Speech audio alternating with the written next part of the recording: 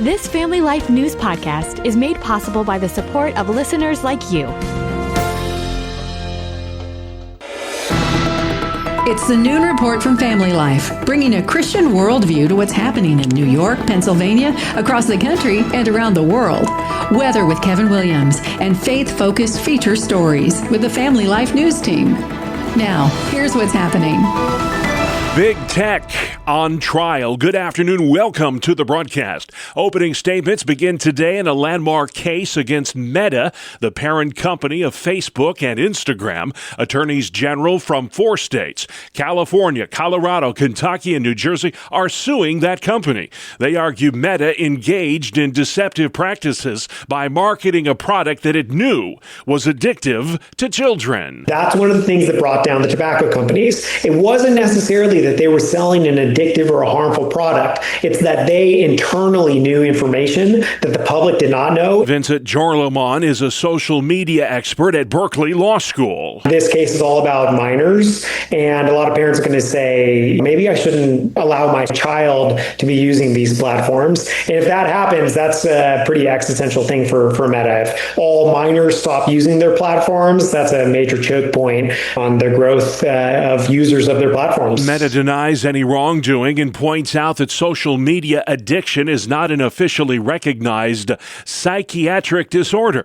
The jury trial's happening in federal court in Oakland, California, and is expected to last up to 2 months. It's primary day in Florida, Alaska, and Wyoming. In Florida, moderate Democrat Jared Moskowitz facing a challenge from socialist candidate Oliver Larkin, who supports free college, open borders, and abolishing ICE. Socialist podcaster Hassan Piker. If you want someone who's going to stand up to ICE, you need to vote for Oliver Larkin over Jared Moskowitz. The split in the Democratic Party has put the man who wants to be the next House Speaker in an awkward position. I do not support defunding the police. I do not support open borders. I do not support abolishing the Senate. But Florida Senator Rick Scott says Hakeem Jeffries and Chuck Schumer have both sold out to socialism. Schumer and Jeffries work for Hassan Piker, AOC, and Mandami. They allow their candidates to campaign with them. They say nothing at all against Hassan Piker, nothing against Mandami, nothing against AOC. So they're going to go down the path of wherever the Democrat Socialists want to take them. NBC's Garrett Hake tells us why Republicans should be concerned going into November. Midterms are always a challenge for the party in power, but this new polling shows Republicans are facing serious headwinds. First, the president's approval rating has fallen to 33%. That's the lowest of his presidency. But also on the key issue of the economy, voters say they trust Democrats over Republicans for the first time in roughly a decade. Oddly enough, in Alaska today, 2 candidates named Dan Sullivan are running for governor. Sitting U.S. Senator Dan S. Sullivan and retired school teacher Dan J. Sullivan, both of them running for the same office today in Alaska. President Trump is threatening to bomb Oman if it gets in the way of us making peace with Iran. Oman and Iran have both talked about how to jointly govern shipping in the Strait of Hormuz. Meantime, terror expert Nathan Sales says Iran made a huge mistake by not making peace before that 2-month-old ceasefire expired. They got a pretty good deal 2 months ago, and even that was not enough for them. Look at what they're asking for. They want control over the strait? No way. They want to charge tolls of commercial shipping? No way. They want the United States to pay reparations and withdraw from the region? Dead on arrival. So I think diplomacy has run its course. Retired 4-star Army General Jack Keane does not ever see Iran surrendering to us, however. I have been saying for a few weeks now that I think even though we're in this economic pressure campaign that we're executing, I think where the Iranians are, they are going to ride this economic pressure out in their minds. They think they can withstand it. Even if their people rebel again, they will mow them down in the streets. That is where these guys are.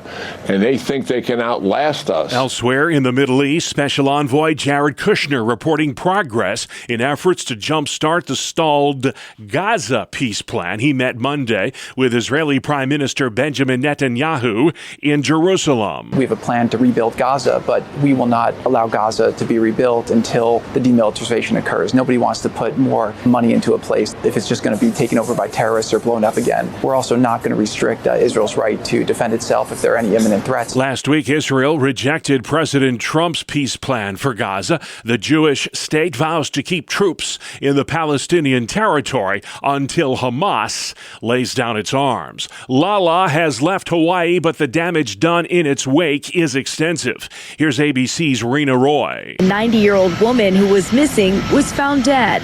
Crews now working to clear roads and restore power to tens of thousands after the storm dumped more than 3 feet of rain in some areas. Mudslides taking down hillsides. That's Rena Roy reporting from Hawaii today. Fewer kindergarten kids are getting vaccinated. School exemption rates have reached a new record high in this country. This year marks the 4th consecutive year of rising exemptions amid a decades-high outbreak in measles cases. Still to come on the Noon Report. Penn State drug scandal. Blakeman pitches the PROTECT Act, and Williamsport readies for the Little League World Series. But first, let's check in with Kevin Williams at the Weather Center. On balance, a nice day underway today. Tomorrow, though, brings eventually some showers and rumbles.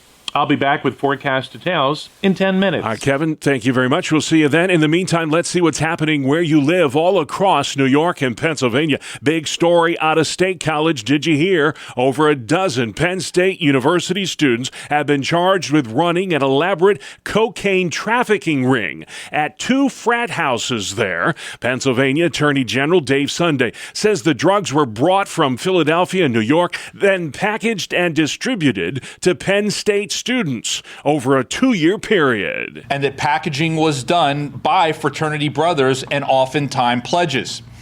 In fact, we found a pattern of events that showed cutting and bagging cocaine was, for some pledges, an indoctrination into the Delta Upsilon and Sigma Chi fraternities. Sunday says the ringleader bragged about being the largest drug dealer at Penn State. He allegedly made over $50,000 selling coke in State College. 3 Buffalo, New York area nursing homes must pay $9 million for submitting fraudulent Medicaid claims. All of them operate under the Sapphire Homes banner. Attorney General Letitia James says homes in Tonawanda, South Buffalo, and Williamsville engaged in a billing scheme over a 4-year period. Police investigating the death of a patient at a nursing home in the Charlotte area of Rochester, New York. A man in his 60s fell from a 3rd-floor window to his death early yesterday. It happened at the Waterview Heights nursing home, which was ordered closed recently by the state of New York due to poor staffing and living conditions. We're very concerned and very saddened that this happened to somebody. This nursing home has had a troubled, difficult history for years. That's Mary Dell Wypick with Elder Care speaking to Wham News in Rochester. The Waterview Heights nursing home was recently fined $500,000 by the New York Health Department. New York Republican gubernatorial candidate Bruce Blakeman is calling on state lawmakers to approve the PROTECT Act. It would give judges more discretion in detaining defendants accused of violent crimes. The PROTECT Act is meant to counter New York's controversial bail reform laws, which, according to Blakeman, have led to a revolving door of sorts in the criminal justice system. This is good legislation. This is well thought out. This is legislation that wasn't done in a vacuum. The proposed PROTECT Act requires judges in violent crime cases outline the risks posed by the defendant before a custody decision's made. State Senator Pam Helming. I feel very strongly that the PROTECT Act balances the rights of the accused with the rights of the victim and the need to keep our community safe. The PROTECT Act would pertain to those charged with a felony or a Class A misdemeanor. The Little League World Series in Williamsport, Pennsylvania kicks off today at 5 p.m. with the annual Grand Slam Parade. 20 teams competing over the next 12 days will ride on floats through the city. Tens of thousands of fans will cheer them on along the parade route. The best there is in pint-sized baseball begins tomorrow in Williamsport 4 games on tap then. Surveillance technology's all the rage these days. Cops use it to fight crime, but concerned citizens argue automated license plate readers infringe on privacy rights. These protesters explained to Spectrum News why flock cameras are taking so much flack these days. As soon as you step outside your front door, you are immediately being surveilled. The people clearly don't want this. At the end of the day, this very much is a constitutional crisis, and I want people to take this seriously. The cameras are under scrutiny because of data sharing and mass surveillance capabilities, and there are growing calls now for lawmakers in both Albany and Harrisburg to take action and enact guidelines and guardrails for the use of these so-called flock cameras. The Allegheny County, New York Health Department is investigating a dozen new measles cases. 2 are confirmed, 10 are suspected. There are pockets of individuals that have not been vaccinated for whatever reason. Measles is so infectious, it's going to find those unvaccinated individuals. That's infectious disease expert Dr. Thomas Russo. He says there are additional risks if you contract measles. 1 of 20 individuals will develop pneumonia. 1 in 1,000 individuals develop inflammation of the brain or encephalitis. And 1 to 3 out of 1,000 individuals could potentially die from measles. He adds, by getting vaccinated, you're actually helping your neighbors. You'll protect others in the community, hopefully achieving that 95% level of vaccination, which will confer herd immunity and likely keep measles out of your area. Over the weekend, 10 new presumed measles cases popped up in the town of New Hudson. That's just north of Olean, near the border with Cattaraugus County. A former New York congressman is trying to resurrect his political career in another state. Here's Family Life's Mark Webster. Yeah, years after resigning in disgrace and later spending time behind bars for securities fraud, former Western New York Republican Congressman Chris Collins wants the same job, but this time representing a congressional district along Florida's Gulf Coast. While Collins pled guilty in an insider trading scheme, he later wrote a book and claimed he was pressured into the plea. However, his odds of winning today's GOP primary in Florida appear long in a crowded primary field, one in which his former ally, President Trump, has endorsed one of Collins' rivals. Mark Webster, Family Life News. All right, thank you, Mark. Western New York grape farmers are facing uncertainty after a major processor canceled contracts with growers last year. Now, Senate Minority Leader Chuck Schumer is calling on the U.S. Agriculture Department to step in and help out. During a stop in Chautauqua County yesterday, Schumer pleaded with the USDA to purchase Concord grapes and use them in school lunch programs. The grape industry supports more than 2,000 jobs in Western New York. And a new report from AAA takes a look at why lead-footed drivers feel the need for speed. Here's reporter Rory O'Neill. 1/3 of drivers believe no one actually goes the speed limit these days, and the AAA Foundation for Traffic Safety finds many drivers think going 10 over the limit isn't really speeding. Drivers said they speed to avoid slow cars and to get to their destinations faster, slowing down only to avoid a ticket or crash. To slow down, drivers said police and in-car warnings are good, but said while speed bumps are effective, they don't want them in their neighborhood. I'm Rory O'Neill. All right, Rory, good to know why we speed. Now let's speed on over to the sports desk. It's the 2-minute drill on the Family Life Noon Report. Talk about coming up big with the D. Good afternoon, I'm Randy Snavely. Bob Carson Bench threw out 2 San Diego Padres runners at home plate on consecutive plays in the first inning. And then fellow rookie A.J. Ewing cut down another from left field in the second inning. Both obviously for the New York Mets. And how big were those outs at the plate? Well, since the game ended with the Mets winning at 2-1, I'd say they were huge. The last place Mets have now won 4 in a row. They are 10-3 since the trade deadline. Christopher Sanchez struck out 6 over 6 solid innings of 1-run ball to pick up his 16th win on the season. The Phillies held on for a 6-5 victory over the Marlins. With that win, Philadelphia moved into the second wildcard spot, a game ahead of the Padres. In Pittsburgh, Detroit got a 2-run home run from Kevin McGonigal, and they went on to beat the Pirates 8-5 with the victory. The Tigers now in a 3-way tie for the final wild card spot. The Boston Red Sox, Wilson Contreras and Mickey Gasper both went deep. All 9 Boston starters drove in at least 1 run. But that's not good for their opponents. The Red Sox dismantled Arizona 11-1.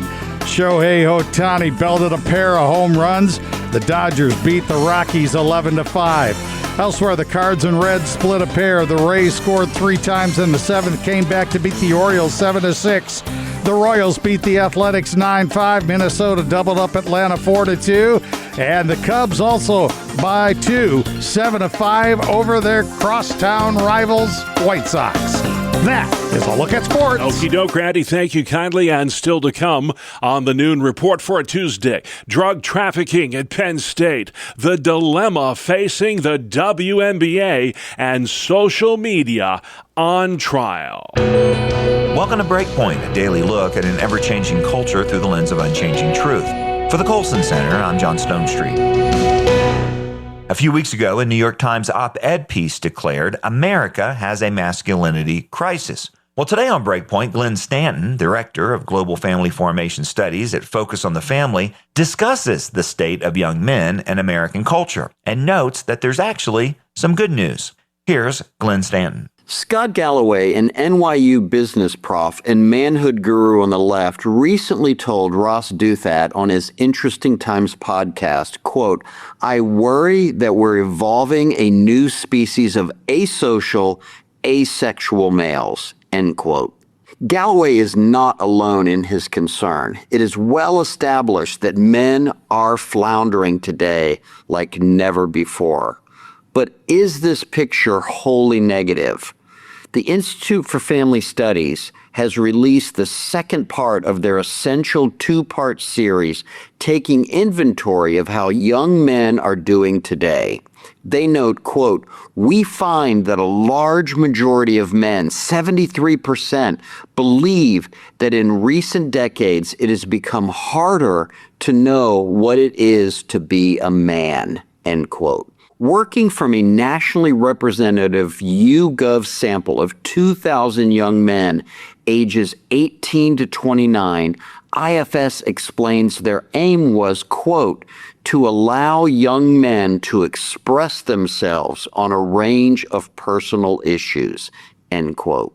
Part 1 of this report, released last March, found that a notable majority of young men today desire to be married and to be fathers, with 68% and 62% reporting this longing respectively. Encouragingly, young men feel that both are important milestones in becoming good men. Yet, 21% of men are unsure they want to marry, but only 10% of young men today currently express no interest in either whatsoever. Sadly, 59% of young men are not presently in a romantic relationship. This means matchmakers need to get busy helping change this, because marriage and the generation of babies do not happen unless boy meets girl. Young men are not their parents' self-absorbed basement dwellers. A full 89% agreed that being a young man involves strength, responsibility, and leadership. And just fewer at 85% believe being a man requires a willingness to sacrifice for others. IFS found 2/3 of young men view financial independence from their parents and being able to provide for others as either extremely or very important to becoming an adult. Marriage and fatherhood give men real essential purpose, connecting them to a larger and more dynamic network of rewarding and purposeful relationships. This is another reason we must work to connect more men to wives and children. That was Glenn Stanton, Director of Global Family Formation Studies at Focus on the Family. For the Colson Center, I'm John Stonestreet with Breakpoint. And for more resources and to share this commentary with others, go to colsoncenter.org/radio. Thanks, John. Outside next, weather where you live with weatherman Kevin Williams. Here is your family life forecast for this afternoon. A good deal of sunshine in Pennsylvania, but be some mixed clouds across central New York and northeast Pennsylvania where there can be an isolated shower. High temperatures near 80, humidity stay low. For tonight, partly cloudy skies, low temperatures down around 60 tomorrow. Becoming cloudy across much of the region with a couple of showers and thunderstorms, but the sun lingers longer tomorrow across central and northeast Pennsylvania where there's just a chance of a late day shower or storm. High temps 70s to near 80. Okay, thank you, Kevin. This is the Noon Report on Family Life. I'm your host, Bob Price. Lots to get to Tuesday, the 18th of August. Opening statements get underway today in a landmark trial against Meta, the parent company of Facebook and Instagram. 4 states, California, Colorado, Kentucky, and New Jersey, allege that Meta engineered its social media sites to foster addictive behavior in kids. Youth mental health expert Tom Kirsting. I'm sitting with people in my office, teenagers, the parents coming in. When a parent brings a teenager in with anxiety, depression, or oppositional defiant behavior, it's like 99% of the time tied to something screen related. The jury trial's happening in federal court in Oakland, California, and is expected to last between 6 and 8 weeks. Meta CEO Mark Zuckerberg will testify.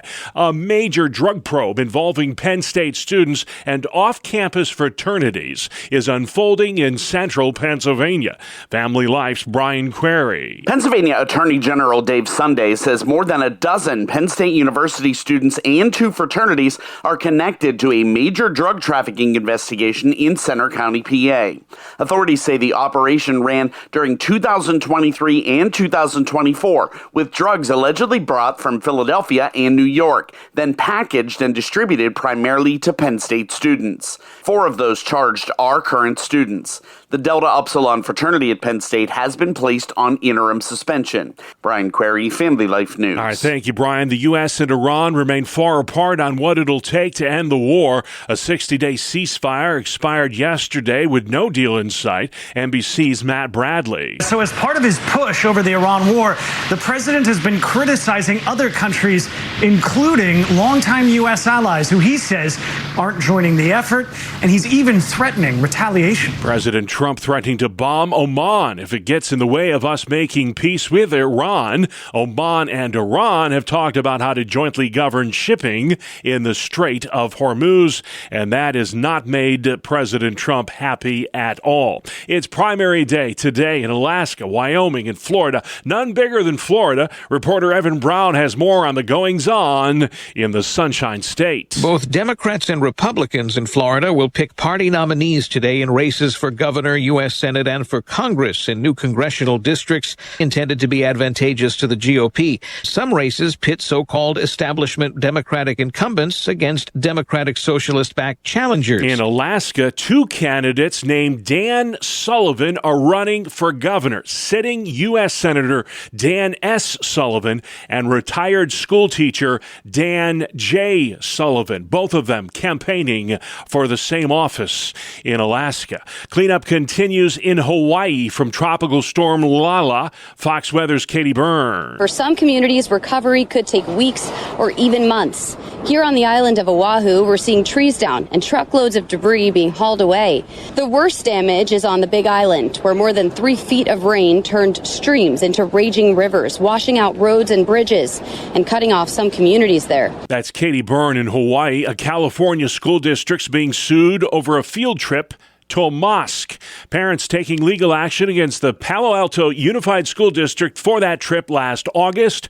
The suit claims students were given Korans and told that Islam promotes social justice. The female students on the trip were even given hijabs to wear. New report shows more than 400 of America's 1,700 private and parochial colleges are at risk of closing over the next 10 years. Fundraising strategist Van Myler tells Family Life News why smaller Christian schools are especially vulnerable. Many small private colleges depend heavily on tuitions, particularly Christian schools, a lot of them depend 95% on the tuition because they have smaller endowments.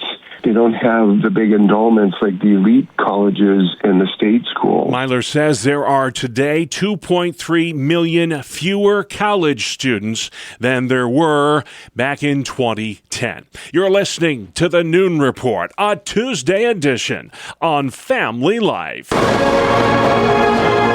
This is Mission Pulse. Tuesdays on the Noon Report, we spotlight ministries making a difference where you live, across the country and around the world. This week we feature the Daily Citizen, an issues-driven, faith-based digital magazine produced by Focus on the Family. And with me is Daily Citizen writer and analyst Zachary Mettler. Hey, Zachary. Hey, Sarah. It's always good to be with you. Tell me more about the Daily Citizen. What types of content are you writing, and what response are you getting? Well, at the Daily Citizen, we have a good number of writers who publish daily content on issues that families care about. That includes life, marriage, religious freedom, free speech, education, homosexuality, transgenderism. There's so many topics that we have the opportunity to speak into. And these are important issues that families really need to know about and know how to respond to. Lots of drama in the WNBA, first with Sophie Cunningham taking a stand against trans boys playing in girls' sports, and then former NBA players Enes Kanter Freedom and Royce White, both very male. Royce put a wig on, and both of them announced that they were women and declared for the 2027 WNBA draft. Listen to this. It's time that we put this toxic cis-normative culture behind us, and we allow men, biological or assigned male at birth, like myself, to come out and be their true, authentic self. I am, again, for everybody in the audience, sometimes identifying as a black transgender lesbian, and I'm proud. Now the WNBA is in a pickle because of their policy that all women can play for them, but then they don't define what a woman is. White took it even a step further. This was a Fox News interview yesterday. What happens if no WNBA team picks you? I think based on my body of work in the game of basketball, what I bring to a team, what I bring to the league in terms of athleticism and skill, it would be a clear case of discrimination, and we plan to pursue every legal route possible to hold the WNBA to their standards. All right, Zach, let's tear this apart because no one of this caliber has taken a stand on the absurdity of men playing in women's sports until now. What are your thoughts? This is one of the most genius moves I've seen in a while. For years, transgender activists have told us that trans women are women, but especially for the WNBA, how do they define the word woman? Well, they won't tell us. And so anybody who has said that they identify as a woman is a woman, okay, well, that's great. If that's true, the WNBA should have absolutely no problem with Enes Freedom and Royce White participating next year after the draft. Again, the WNBA policy, it technically reserves the league for women, but it does not define that. And you have the WNBA Players Association that has been extremely vocal and strongly advocating for men participating in girls and women's sports. So it's certainly ironic here that you have two very confident masculine men that are doing far more to expose the lies of transgenderism and to stand up for and protect the very women that are in the WNBA. And so I give absolute credit to Enes Kanter Freedom and Royce White for really calling the WNBA's bluff here and saying, all right, if no one knows what a woman is, then we can be too. Do trans athletes deserve the right to play in women's sports? We should absolutely have compassion for those who are truly struggling with confusion over their sexual identity. That's a tough thing to go through. I know individuals who are in that spot, but the solution is not to open up women's sports to men who wish to play with women. This is the Women's National Basketball Association, and it should stay the Women's National Basketball Association. Do you think this is a political fight, or is it moral about fairness and safety? I think it's both a political and a moral fight. We see that with a lot of issues today, especially with the abortion issue. These very crucial moral issues take a very political dimension, and that's why it's essential that we as Christians speak into them, because we have much to say. It's interesting that task force thinks that they're marginalizing others by marginalizing the trans population when actually they're marginalizing the women in the sport that play with the WNBA. It's 100% of the people in their own sport. Well, I can think of other individuals who might be operating in bad faith, and that's anybody who says that they don't really know what a woman is and aren't willing to stand up for women's rights in that way, especially for the WNBA here. I think they're feeling the pressure, and I hope we keep that pressure on. Zach, why isn't this a common sense issue with biology being the determining factor? We talk about the effect that sin has on a culture, and I think unfortunately we're seeing that. It weakens the will and it darkens the mind, and I think because of the place that we find ourselves in with the culture and the popularization and normalization of so much sin today, I think a lot of individuals, what's been common sense for literally all of human history is not so much anymore. And so I think we have to really take Ephesians 5:15 to heart. Look carefully then how you walk, not as unwise, but as wise, making the best use of the time because the days are evil. And unfortunately, I think that's where we find ourselves today. We have to see a lot of the craziness for what it is, call it out for what it is. And this WNBA story has made the Babylon Bee multiple times in the last few weeks, and that shows just how crazy this story is. But we have to respond with truth and love. And I think the WNBA, they really have a choice before them. They can either recognize what a woman is and reserve the league to women, or they can allow the 6'10" Enos Freedom and the 6'8" Royce White to compete next season. They have a choice before them, and we'll see what they make. A huge shout out to your team and the work that you do at the Daily Citizen. This is just a little sample of it. Zachary Mettler, writer and analyst. You can check out their work at dailycitizen.focusonthefamily.com. All right, thank you very much, Sarah. In the name of the program, Mission Pulse, Tuesdays during the Noon Report. We spotlight ministries making a difference where you live, across the country, and around the world. And finally at noon, survey says the Buffalo Bills have the best fans of any team in the NFL. Let's go, Buffalo. Nielsen releasing its first ever NFL Fandom Index yesterday, and the Bills came out on top. It ranked Buffalo as the most passionate fan base in the league, ahead of Kansas City and Green Bay. Sorry, Chiefs and Packers, get in line. Former Bills quarterback Jim Kelly says he's excited to get the season started. I know there's some kinks that they got to work out. I get that. I understand it. It'll take some time to get it to be perfect, but I can't wait. I have my season tickets, and I'll be sitting there right with my family, hopefully cheering those Buffalo Bills on to many victories this year. Kelly says he has no problem with the design of the new $2 billion Highmark Stadium, despite reports of obstructed views of the field from some of the seats in the stands. And the Bills' home opener is September 17th. That's a Thursday night game against the Detroit Lions. And that's our world. The world we live in, Tuesday, the 18th of August. I'm Bob Price. Family Life News. You've been listening to the Noon Report, heard weekdays on Family Life. Thank you for listening. Thank you for listening to this Family Life News podcast. If you've been encouraged by what you've heard, please share it with others and click the subscribe button to automatically receive future episodes. Family Life is a listener-supported ministry. Podcasts like this are made possible by your financial partnership. Find out more at familylife.org.